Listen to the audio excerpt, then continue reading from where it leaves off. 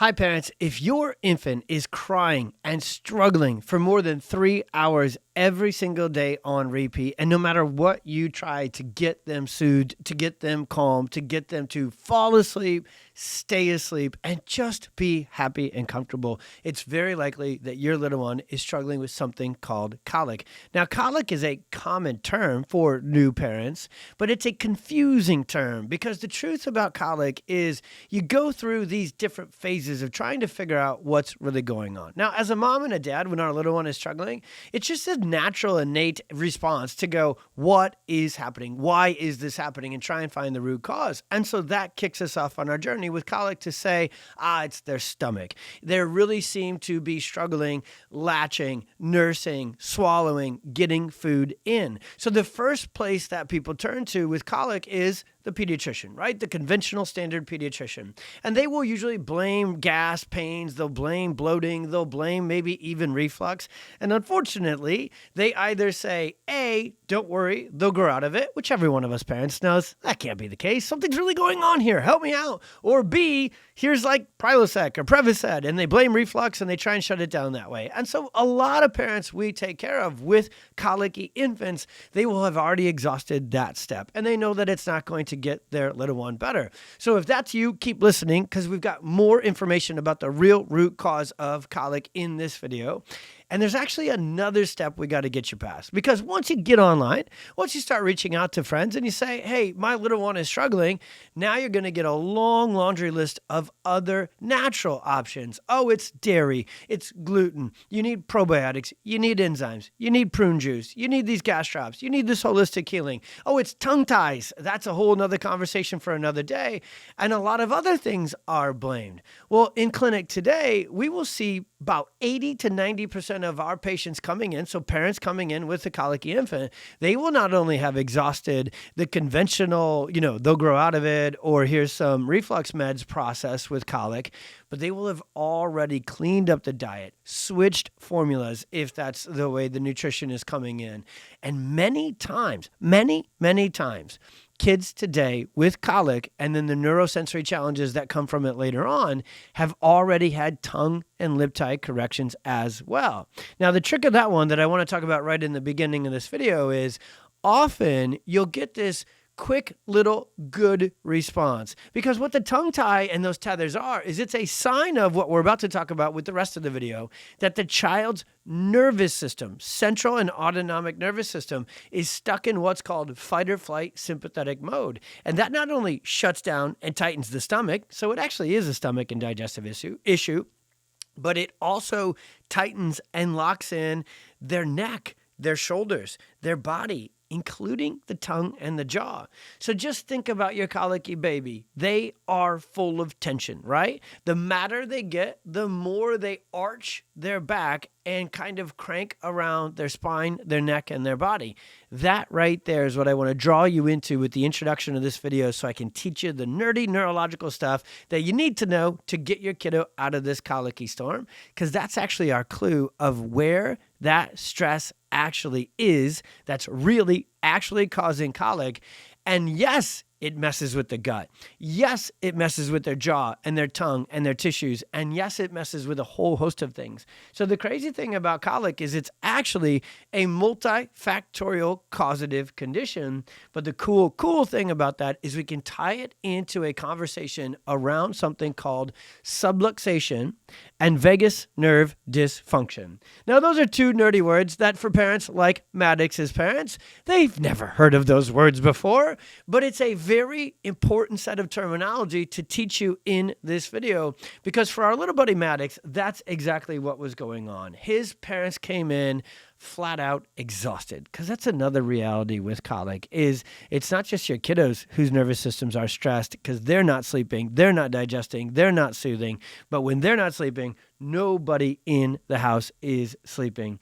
So they tried everything from changing the feeding schedule to feeding in different positions to feeding different foods, right? Changing mom's diet and doing all of these things. They tried all the homeopathic, all the gas drops, all of that. But they kept searching for answers, and that's where they found this conversation and information about the role of the nervous system, subluxation and vagus nerve dysfunction in infants. They were actually referred to us by their holistic integrative pediatrician who knows, hey, the gut and these things need to be handled, but the gut works for the central nervous system. And so Maddox came in, and within a matter of 3 to 4 visits, 3 to 4 light, safe, gentle, easy chiropractic adjustments, his stress finally let go. His body finally relaxed. His digestion finally turned back on.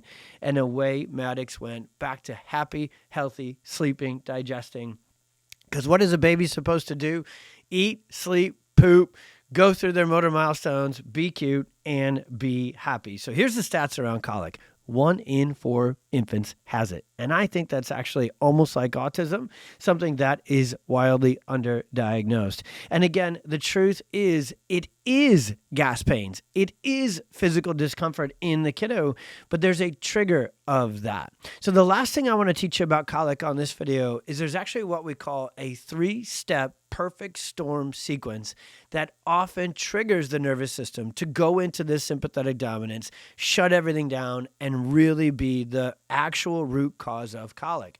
So the number one thing we find in case histories of little ones struggling with colic is that pregnancy was really, really stressful for mom. So there was a lot of life stress, a lot of work stress, a lot of mental, emotional stress. Maybe there was a lot of medical stress. Maybe it was a high-risk pregnancy where mom's nervous system was really, really wound up. Mom's nervous system was really inflamed. So what we find is a high correlation, both clinically and in the research, with a high stress, high inflammation, high risk pregnancy, and then an infant who has more stress on their nervous system as well. Because that umbilical cord during the prenatal development that connects mom's nervous system to baby's nervous system is going to dictate the wiring of the child's central nervous system and vagus nerve. So what we find is that these kiddos, even at birth early on, are shifted into this stress mode.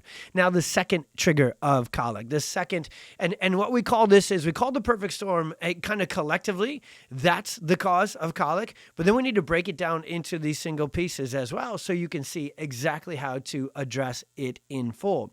So the second thing that is a high correlation and causative factor of colic is birth interventions like forceps, like vacuum, like C-section, and like induction.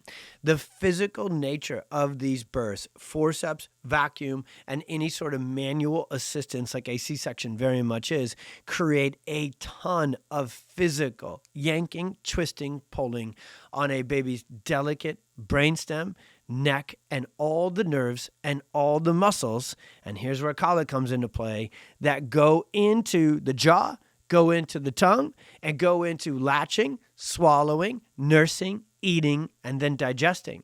So I mentioned it earlier, but in this brainstem area, there's a very important nerve called the vagus nerve, V-A-G-U-S. And this nerve not only controls so much of swallowing and latching and those primary functions of life early on for the infant. Obviously, if they can't eat, they're going to be very uncomfortable because they're going to be hungry. And if they can't digest, they're going to be very uncomfortable because there can be gas pains. And they do miss out on nourishment if they can't digest it. So what happens is this physically traumatic birth intervention process leads to this subluxation and vagus nerve dysfunction as well. And then the third element of the perfect storm is, yes, in today's world, there is a lot of toxins. There is a lot of crud out there in our food, in our world. And if a child's gut is inflamed and irritated, that will stress out the nervous system and create those issues as well. So what all of these causative factors add up to is what we've been talking about all along, a stuck on sympathetic fight or flight nervous system.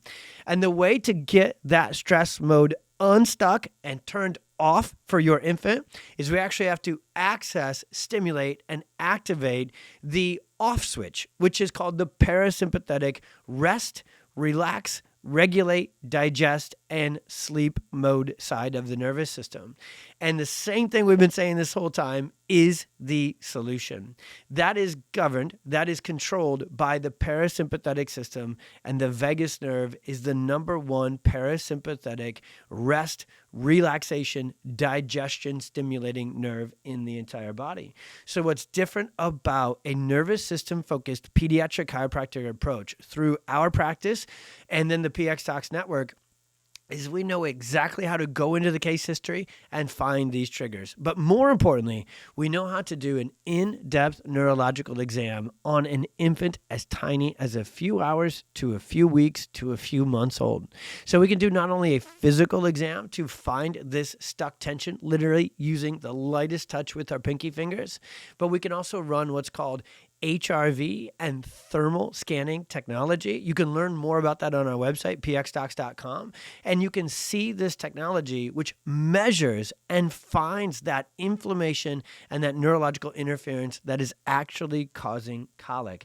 And so between our physical and by hand exam and then the scans that we have, we can find exactly where these subluxations and these stuck stressors are on an infant who's struggling with Colic's nervous system. And the coolest thing is, you can see my smile come on at the end of this video, is adjusting an infant is the easiest, safest, gentlest thing in the world.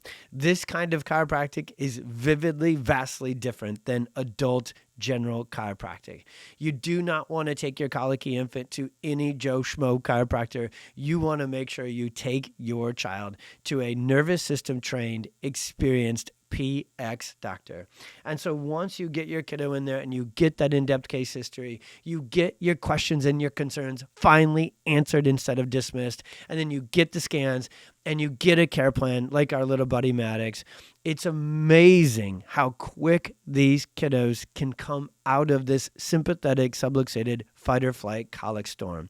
Each adjustment is designed to release that stuck stress and at the same time activate and regulate the nervous system through the vagus nerve and the parasympathetic. It's really nerdy and neurological, and it's really basic, and it's really simple at the same time. Your baby's colic isn't genetic.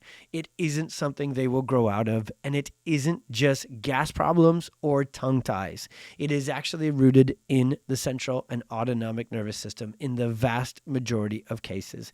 We know this from the clinical research. We know this from our practice experience, and it's our job to get this information out to you so you can get the foundational, natural option and care protocols to get your child out of that sympathetic fight or flight subluxated storm and get them back on track, sleeping, pooping, smiling, being comfortable. And then the coolest thing about taking care of colic early on is you're not only addressing the challenges they're going through in that moment, but you're heading off the whole perfect storm and all the developmental delays and all the different challenges. Because the challenging thing about colic, and I'll say it one more time before we close, kids don't grow out of it. They grow into sensory issues. They grow into speech delays. They grow into chronic autoimmune and respiratory and immune and gut issues. They grow into ADHD and those sort of sensory spectrum challenges as well. Because if that root cause, stress and imbalance and dysfunction of the nervous system stays